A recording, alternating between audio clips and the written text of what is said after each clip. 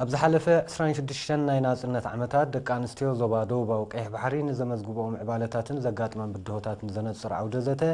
ብ5 ታሕሳስ ኣብ ከተማ ዓሰብ ተኻይዱ ኣማሕዳር ዞባ ደቡባዊ ቀይሕ ባሕሪ ኣምባሳደር መሐመድ ሰዒድ ማንታይ ኣብ ዘስምዖ ቃል ምሕያል ዓቕምታትን ምርግጋጽ ኩሉ መዳያዊ ምዕባለን ደቂ ኣንስትዮ ዱልዱል መሰረት ንብልጽግና ሃገር ምዃኑ ብምሕባር ኣብቲ ዞባ ዝተሰላሰለ መደባት ልምዓት ብሓፈሻ ዝተዋደደ ማሕበራዊ ኣገልግሎታት ድማ ብፍላይ ንደቂ ኣንስትዮ ሰፊሕ ባይታ ከም ዘጣጣሓለን ኣብርሂቡ ኣምባሳደር መሐመድ ሰዒድ ማንታይ ኣስዒቡ ትምህርቲ መሰረት ኩሉ ምዕባለ ስለ ዝኾነ ተሳትፎ ደቂ ኣንስትዮ ንምዕባይ ሓያል ጻዕሪ እኳ እንተተኻየደ ውፅኢቱ ግን ከምቲ ዝድለ ከም ዘይኮነ ብምግላጽ ምምሕዳር ዞባ ካብኡ ዝሕተት ምድጋፍ ክገብር ዘለዎ ቁርብነት ኣረጋጊጹ ንምዕባለታትን ቀንዲ ብድሆታትን ደቂ ኣንስትዮ ዞባ ዝምልከት ብርህ ዝሃበት ሓላፊት ጨንፈር ኣህማድዮ ወይዘሮ ሳዕዲያ ኢብራሂም በወገና ሳላ ውህድን ተመላላእን ዕዮ ኣካላት መንግስትን ግንባርን ውዳቤታት ደቂ ኣንስትዮ እናሰፍሕን ናሓየለን ምምጽኡ ጠቒሳ ምኽንሻብ ደቂ ኣንስትዮ መርዓ ትሕቲ ዕድመን ትሑት ተሳታፍነት ኣብ ማእዲ ትምህርትን ንምዕባለ ደቂ ኣንስትዮ ዞባ ካብ ዝዓንቀጹ ቀንዲ ብድሆታት ኮይኖም መስንሖም ኣብሪሃ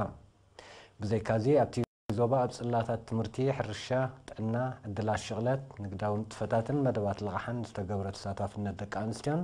ገስጋሱን ዝገልጽ መጽናዕታዊ ወረቓቕቲ ቀሪቡን ዘተ ተኻይድሎን ፕሬዝደንት ኣህማድዮ ወይዘሮ ተኻስፋ ሚካኤል ኣብ ዘስማዓቶ መዛዘመ ቃል ማሕበር ደቂ ኣንስትዮ ንምስሳንን ክብርታት ብዝለዓለ ንቕሓትን ውዳበን ክቃለስ ዘኽእል ንጥፈታት ኣብ ምስልሳልን ከም ዝርከብ ብምግላጽ እቲ ዓውደ ዘተን ዝያዳ ዕብየትን ምዕባለን ደቂ ኣንስትዮ ዝሕግዙ ሓሳባትን ርእቶታትን ከም እተረኽቦ ብምሕባር ኣብዚ መዳይዝን ተሓጋገዙ ኩሎም ኣካላት ምስጋና ኣቕሪባ ቤት ጽሕፈት ጠቕላሊ ኦዲተር ኤርትራን ላዕለዋይ ቤት ጽሕፈት ሃገራዊ ኦዲት ቻይናን ተመክሮ ናይ ምልውዋጥ ሰሚናር ብ5 ታሕሳስ ኣብ ኣስመራ ኣካይዶም ኣብቲ ካብ ዝተፈላለያ ሚኒስትሪታትን ብሕታውያን ናይ ኦዲት ትካላትን ዝተወከሉ ሙያውያን እውን ዝተሳተፍዎ ሰሚናር ጠቕላሊ ኦዲተር ኤርትራ ኣቶ ገረዝብሄር ገብረመድህን ኣብ ዘስምዖ ቃል ንንጥፈታት ናይቲ ቤት ጽሕፈትን ቀንዲ ብድሆታትን ዝምልከት መብርሒ ድሕሪ ምሃብ ተመክሮኦም ከካፍሉን ዝመፁ ቻይናውያን ሙያውያን ኣመስጊኑ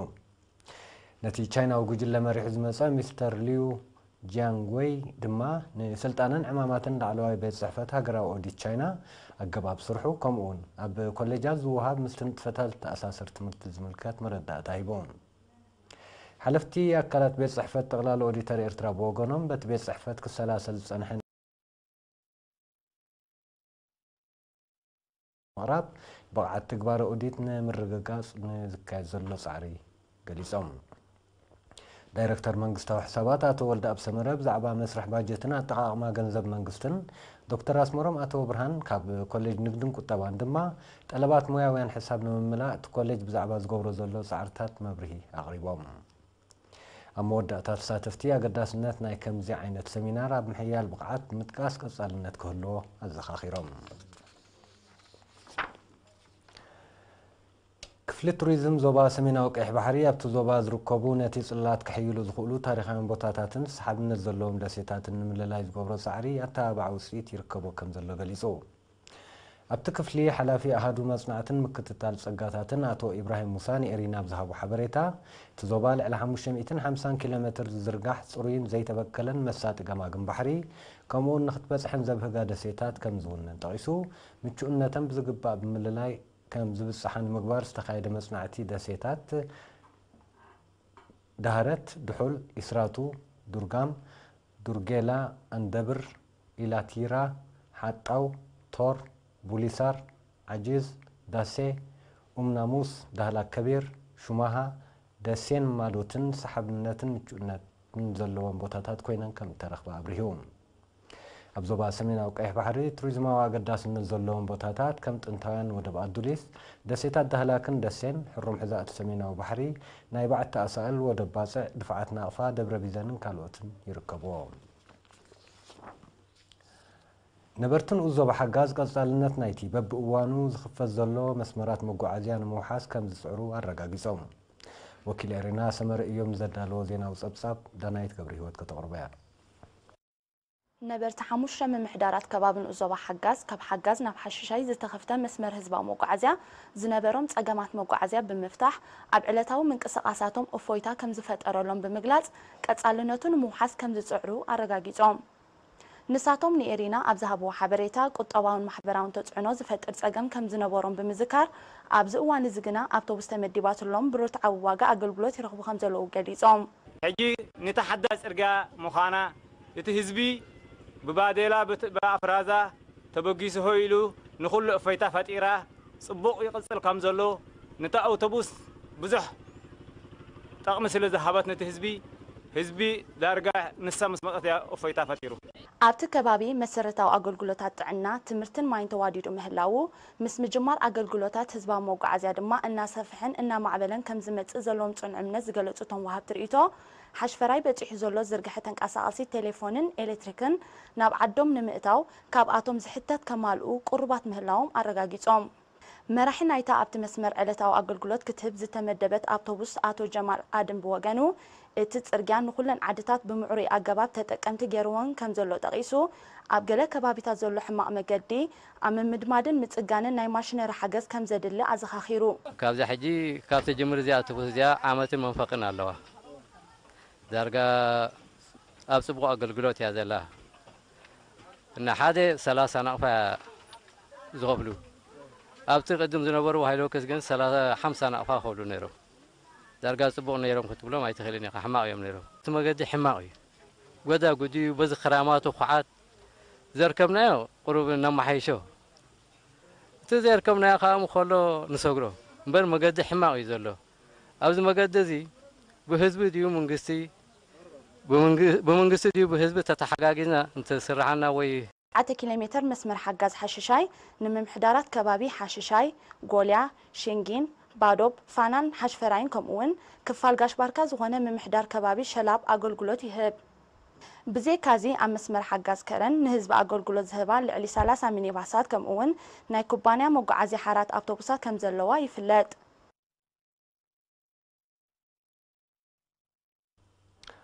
ኣብ ግቡዕ ዕድሜኦም ትምህርቲ ዘይጀመሩ ዜጋታት መንገዲ መደብ ምጥፋእ ማሃይምነትን ኣገልግሎት ምሸታዊ ትምህርትን ክመሃሩ ተኸፊቱ ዘሎ ዕድላት ንኽዕወት ምትሕብባር ትካላት መንግስትን ሕብረተሰብን ክዓዝዝ ሓላፍ ማሕበራዊ ኣገልግሎት ኣብ ዞባ መንደፈራ ኣቶ ሰሎሞን ሩስተም ኣዘኻኺሩ ኣብ ዝተኻየደ ገምጋማዊ ኣኼባ ብዘስምዖ ቃል ኣቶ ሰሎሞን ማሃይምነት ምጥፋእ ይጽንሓለይ ዘይበሃሎ ሃገራዊ ዕማም ብምዃኑ ኩሉ ኣካል ሕብረተሰብ ብሓፈሻ መምህራን ድማ ብፍላይ ኣበርክቶኦምን ጽልኦምን ክሰርዑ ፀዊዑ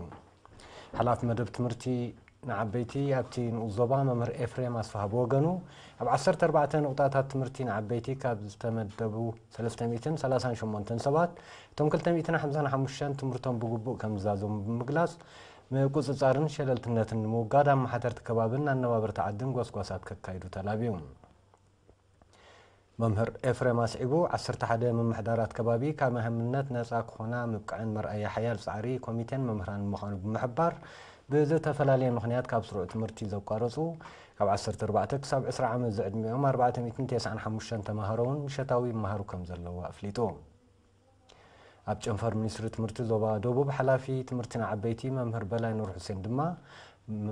ኣመሓደርቲ ከባቢ መራሕቲ ጉጅለታትን ካልኦት ዝምልከቶም ኣካላትን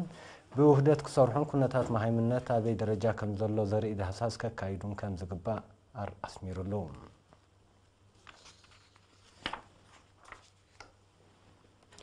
ዝኸበርኩም ተዓዘብቲ ስዕብ ዜናታት ወፃኢ ድሕሪ ዝሓፀር መሰጋገሪት መንግስቲ ሩስያ ዘተኣታተዎም ፕሬዚደንት ቭላድሚር ፑቲን ብ25 ሕዳር ብኽታሙ ዘጽድቖን ንጥፈታት ግዳማውያን ማዕከናት ዜና ኣብ ሃገሩ ዝምልከት ሕጊ ንሬድዮ ድምፂ ኣሜሪካን ሬድዮ ነፃ ኤውሮጳን ናብ ዝርዝር መሳርሒ ግዳማውያን ሓይልታት ኣቐሚጥወን ሩስያ ነዚ ስጉምቲ እዚ ትወስድ ዘላ ኣብ ሓፈሻዊ ፕሬዚደንታዊ ምርጫ ኣሜሪካ ሩስያ ብመንገዲ ማሕበራዊ መራኸቢታትን ማዕከናት ዜናን ስምዒት ህዝቢ ኣብ ምጥምዛዝ ከም ዝነጠፈት ዝኸሱ ሰብ መዛ ኣሜሪካ ኣብ ኣሜሪካ ብልዕሊ ዝነጥፍ ቤት ጽሕፈት መደበር ቴሌቭዥን ራሻ ቱደይ ተጽዕኖ ክግበር ትእዛዝ ድሕሪ ምምሕልላፎም እዩ ሩስያ ነተን ኣብ መሬታ ልዑል ሸፈነ ከም ዝጸንሐን ዝግለጻ መደበራት ሬድዮ ከም መሳርሒ ግዳማውያን ሓይልታት ምምዝገባ ኣብቲ ሃገር ንኽገብርኦን ዝጸንሐ ሸፈነ ከጉድል ምዃኑ ዝሕብር ሩስያ ኣብ 2012 ብዘተኣታተወቶ ሕጊ ምምዝጋብ ወከልቲ ትካላት ወፃኢ ብመንገዲ ዘይመንግስታውያን ገበርቲ ሰናይ ትካላት ኣብ ውሽጣዊ ጉዳያት ዝካየድ ዝነበረ ምትእትታው ክትቆፅዮ ከም ዝኽኣለት ይፍለጥ ብመሰረት ሕጊ ወከልቲ ግዳማውያን ትካላት ንጥፈታትን መወለንን መደባተንን ብዝርዝር ከቕርባ ልዑል መጠን ግብሪ መንግስቲ ክኸፍለን ስለ ዘገድዳ ምንቅስቃሳተን ብልዑል መጠን ከም ዝዕንቀጽዩ ዝግለጽ ካብ ሩስያ ከይወፃእና ባይቶ ሩስያ ብ6 ታሕሳስ ኣብ ዘውፅኦ መግለጺ ኣህጉራዊ ኮሚቴ ኦሎምፒክ ካብ ልዕሊ ኣትሌታቱ ዝወስዶ ናይ እገዳ ስጉምቲ ኣካል ናይቲ ኣንጻር ሩስያ ዝቐንዐ ሰፍሐ ተጻብኦታት ምዃኑ ብምግላጽ ኮኒንዎ ባይቶ ሩስያ ነዚ ኩነኔ እዚ ዘውፅእ ዘሎ እቲ ኣህጉራዊ ኮሚቴ ኣትሌታት ሩስያ ብዝመጽእ ዓመት ኣብ ዝካየድ ናይ ሓጋይ ግጥማት ከይሳተፉ ድሕሪ ምኽልካሉ እዩ እቲ ስጉምቲ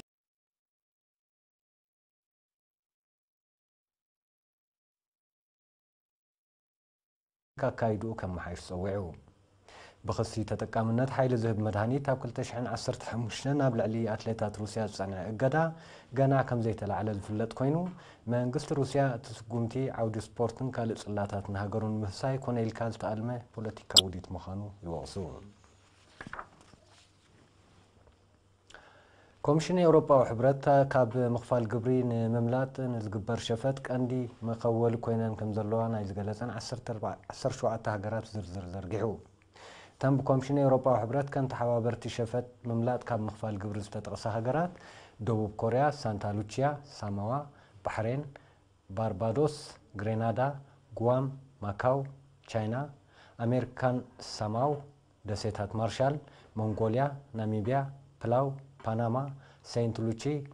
ትሪናዳድን ቶባጎን ከምኡውን ቱኒዝያን ሕቡራት ኢማራት ዓረብን እየን ብዘይካዚ ስዊዘርላንድ፣ ቱርኪ፣ ቤርሙዳን ሆንግ ኮንግን ዝርከበን 47 ሃገራት ንዝኽተሎ ሕግታት ምስ መምርሒታት ኤውሮጳዊ ሕብረት ከም ማዕራርያ ብምስምምዐን ንግዚኡ ኣብቲ ዝርዝር ከም ዘይሰፈራ እቲ ኮሚሽን ኣፍሊጡ ኮሚሽን ኤውሮጳዊ ሕብረት ወሲኹ ነተን ሰብ ፀጋን ኣህጉራውያን ትካላትን ካብ ምኽፋል ግብሪ ንምምላጥ ኣብ ዘካይድዎ ሸፈት ከም ዝተሓባበራ ዝጠቐሰን 17 ሃገራት ኣሰራርሐን ክቕይራ ብኣባል ሃገራት ፀቕጢ ክግበረለን ፀዊዑ ኣሎ ኣብተን ትሑት ግብሪ መንግስቲ ዘኽፍላ ደሴታት ማርሻል ናይ ሓሶት ትካላት ምኽፋት ካብ ምኽፋል ግብሪ ንምምላጥ ዝካየድ ሸፈጥ ዘቃልዕ ሰነዳት ድሕሪ ምቅልዑ ኤውሮጳዊ ሕብረት ነቲ ገበን ንምቕፃይ መጽናዕቲ የካይድ ከም ዘሎ ክገልጽ ጸኒሑ ትወፅኡ ዘሎ ዝርዝር ኣስማትን ኮሚሽን ኤውሮጳዊ ሕብረት ክወስዶ ምዃኑ ዝገለጾ ዘሎ ስጉምታትን ኣብ መንጎተን ሃገራትን ኣባል ሃገራት ኤውሮጳዊ ሕብረትን ንዝጸንሐ ቁጠባውን ንግዳውን ዝምድና ብኣሉታ ክጽልዎ ከም ዝኽእል እዮም ክኢላታት ዓውዲ ዝሕብሩ ኪዳን ሰሜን ኣትላንቲክ ኔቶ ኤውሮጳዊ ሕብረትን ወታደራዊ ዝምድናኦም ከደንፍዑ ተሰማሚዖም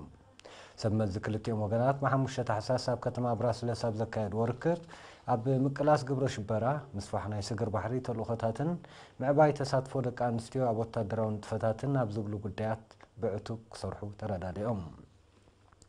ኔቶን 20 ኣባል ሃገራት ኤውሮጳዊ ሕብረትን ወታደራዊ ዝምድናን ንምስራት ኣብ ዝሓለፈ ወርሒ ጥቅምቲ ኣብ ስምምዕ ከም ዝበፅሑ ጸብጻባት የመልክቱ